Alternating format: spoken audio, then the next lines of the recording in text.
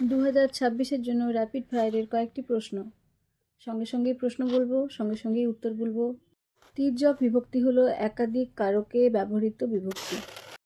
তুমি আসলে সে যাবে, এক্ষেত্রে তুমি হচ্ছে নিরপেক্ষ কর্তা। অনুসর্গের অপর নাম হলো পরাসর্গ। বাক্যের ক্রিয়া এবং কর্ম একই ধাতু থেকে উৎপন্ন হলে সেটিকে বলা হয় সমধাতুজ কর্ম।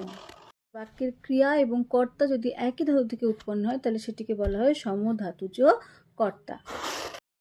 শিক্ষক শিক্ষার্থীকে পড়ান। শিক্ষক হলো প্রযোজক কর্তা এবং শিক্ষার্থী হলো কি, তোমরা বলো।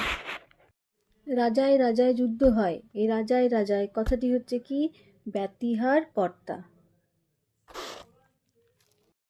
শিক্ষক শিক্ষার্থীকে পড়ান। শিক্ষক হলো প্রযোজক কর্তা এবং শিক্ষার্থী হলো কি, তোমরা বলো।